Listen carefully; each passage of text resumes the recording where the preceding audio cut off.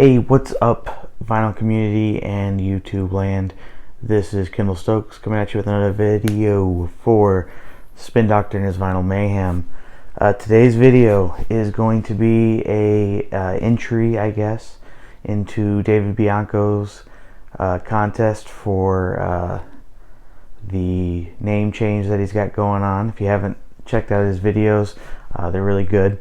But his YouTube channel name is The Sound of Safe and Sound Texas, and he's looking to change the name. And he has a contest going on.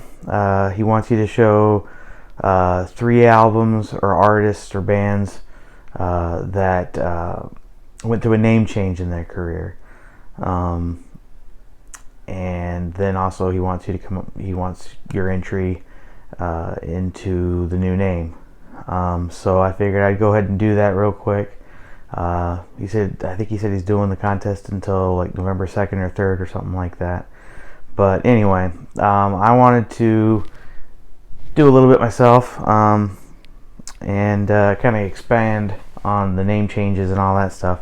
And so the first artist I'm going to talk about is David Bowie. Now, David Bowie was born David Robert Jones, and he he used the name David Jones or Davy Jones, but then the Monkees got were really popular, and so he didn't want to do that. So he changed his name to Bowie after American pioneer James Bowie, which the Bowie knife is named after. And so he went with David Bowie. And while experimenting, as he was very known for, he in 1972 came up with the character of Ziggy Stardust, and for about 2 years had this alter ego, so to speak, of Ziggy Stardust, as we see in this amazing album right here. This is probably my favorite Bowie album. But you know, it's the rise and fall of Ziggy Stardust and the Spiders from Mars. Heck of a long title, and I always get the name mixed up a little bit. This is actually a first UK pressing, really cool. But he adapted that ego, or whatever you want to call it, that character, for about 2 years. He did, let's see, I want to see the albums for sure. That one obviously was a Ziggy Stardust, and Aladdin Sane also. And then in 1973, at the end of a tour, he decided to be done with Ziggy Stardust, this whole like space glam rock guy. He wanted to be done with it. Apparently became too much for him to do. And so he went back to just being David Bowie, and his music changed, I think, dramatically as well. Again, he was very he is someone that you could definitely say was just, he expanded the bounds of music. And this is one of my actual favorite David Bowie albums as well, probably my second favorite. Heroes. Heroes is actually my favorite David Bowie song. So David Bowie is the first one that I wanted to discuss.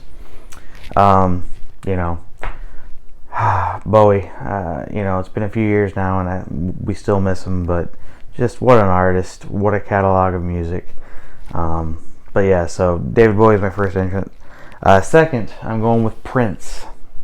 Now, here's somebody that underwent a lot of name changes, and another person that I think just kind of expanded the bounds of music. You know, so much different style and so many different albums, whether it was funk, whether it was soul, whether it was R&B, hip hop, rap.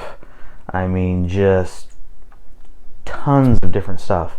And just an amazing musician. Gone too soon again, another one that we've lost. But Prince was born Prince Rogers Nelson after his father's stage name, Prince Rogers. Apparently Prince didn't even really like that name, and he forgot what the name was he wanted to be called, but anyway, later on, obviously he learned to live with it. But in let's see, in 1992,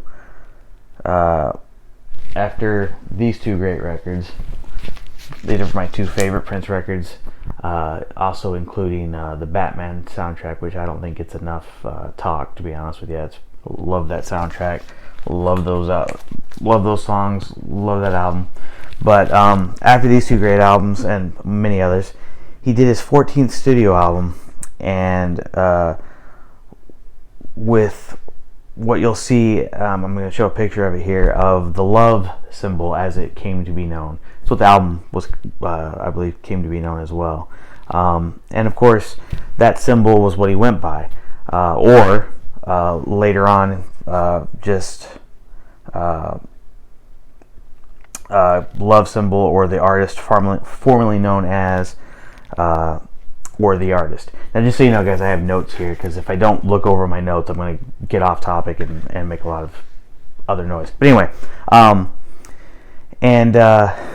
this was all because of issues that he had with his record label, and so he went with that up until, I think it was 2000, yeah.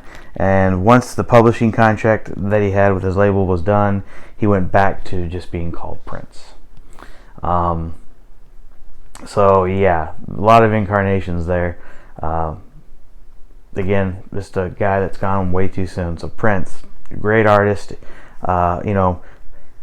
If you're just getting into Prince, I would say, yeah, Purple Rain's great, but 1999 is an amazing album. I love that album. And of course, like I said, the Batman soundtrack. Love that soundtrack. Anyway, the last group I'm going to talk about is the band Queen. One of my all-time favorite bands.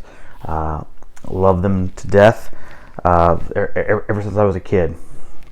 But in 1968, Brian May and Roger Taylor and a man by the name of Tim Staffel, I think I'm pronouncing that correctly, were in a band called Smile. And, the Bohemian Rhapsody movie kind of talked about it a little bit, but, Smile, they were kind of getting some headway in the late 60s in London, and then they just weren't making it enough for Tim, and so he left the band actually in 1970 to join a band called Humpy Bong, which, to go from Smile to Humpy Bong, it's quite the thing there. But Freddie Mercury, which I could go into a whole name change with him, but I'm not going to. Freddie Mercury was a fan of Smile. Used to see them perform and all that stuff, and he wanted to join the band. He thought, you guys need a singer. Well, here I am.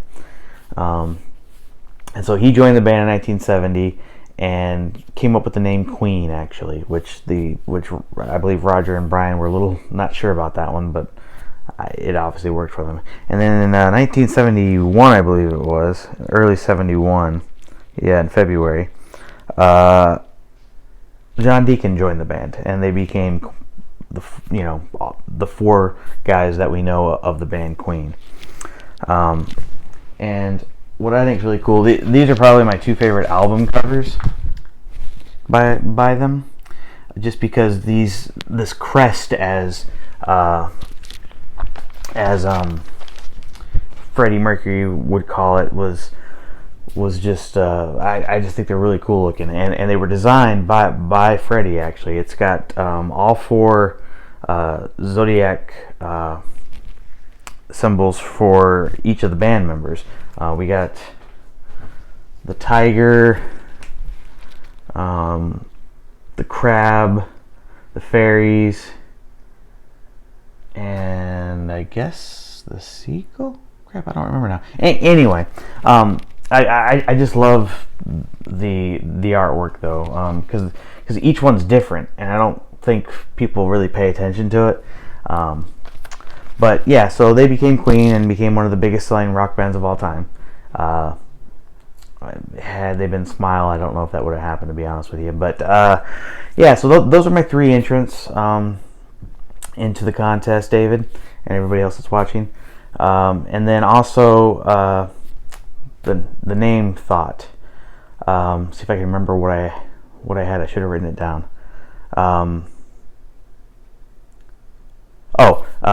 David's Lone Star Sound.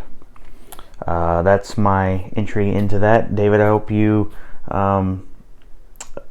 are happy with the video. Guys, please subscribe to David's channel, and maybe enter a entry into the contest as well.